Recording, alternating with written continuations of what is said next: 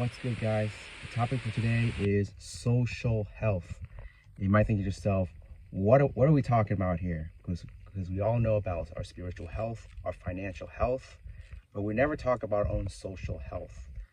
Now, it is often overlooked because we often, in our 20s and 30s and 40s, okay, we get out there, we make the money, we pretty much, we make our own money and we work our attunes ourselves with God, and that's usually mostly it.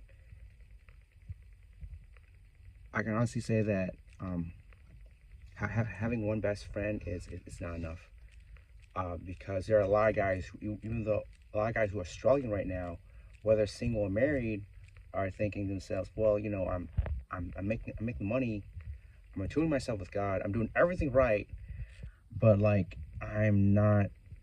I often feel I'm not rewarded. Like it's not. Like I didn't say this. Like something's not right. Well, that's something that's not right is because our social health is poor. We are meant. We as human beings are meant to be social creatures.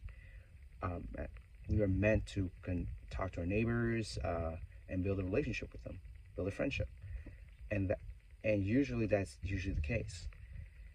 Nowadays it's not typically like that. For most of us who are in cities and who are constantly traveling, it's unfortunately, if you move around a lot, uh, relationships with our peers will decay. The saying goes, relationships takes time to build, and it does not take that long to burn it down. Unfortunately for us, we're so focused on our financial health, our spiritual health.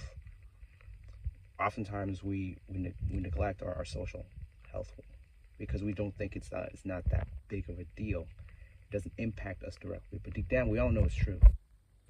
Deep down it does impact us in some way, shape, or form, and that some way, shape, or form is loneliness. Um, despite the terms that are set out there by society, despite whatever it is that they say that men should or should not do, we often look to our own. We have to have some sort of space to express our own opinions, and unfortunately, there is not a lot of space out there. There isn't. This is why we have to, and this is why we have to build our own space. And to do that, you have your own circle of friends. That way, you can talk to one another about what it is that's bothering that you've been holding on to for a long time. Because I can tell you, like if you're holding something for a long time and not telling anybody about it, it does weigh on your shoulders and it does affect you. I can definitely say that I had a friend. Unfortunately, he made his own decisions. He is so, story time, right? He is so stuck on his own ways that he really neglects his social health because he's so focused on his upbringing. That's his identity, right? And so he projects that upon people, and unfortunately he pushes people away, and unfortunately, that's obviously that's not good, and he chooses to get help. I'm sorry, he chooses to not get help. That's what I meant to say. He chooses to not get help because he thinks because this man thinks he knows it all. It's like, oh, this is the way it's always been, right? Obviously, a lot of things in our lives can affect us, but that leads us to neglecting our social health. In this case, this man was alone. He was alone.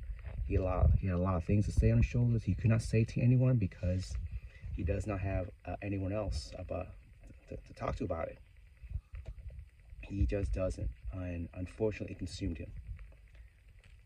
I wish this man the best. I really do. I wish this man the best. I talked to him. I try to reach out to him, and pretty much give him the full scope that he needs help.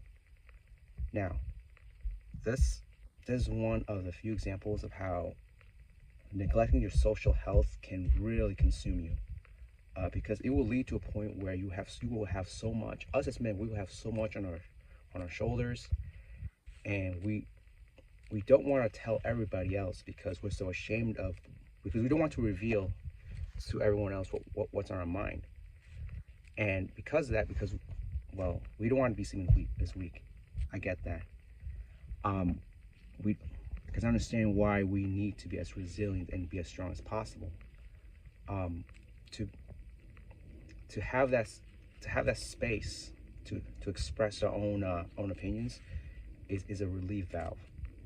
And thus, in the case of social health, that's what that is for. And by neglecting our social health, we don't have that release valve to express things that's on our shoulders, and to really regulate and control our emotions. And so, unfortunately, for some of us, we are neglecting our social health because we think, oh, I got the money, I'm in tune with God, I have a family even, you know, I have all that, you know, that's all good. But deep down, we know something is up. And that's what I need to talk about today. And that is, we've been neglecting our social health, and that is a cause of concern. And that if we don't focus on it and, you know, try to keep a well-rounded group of friends, it will, I would say, it will impact us in the long road down the line. So that's what I got. Focus on your social health.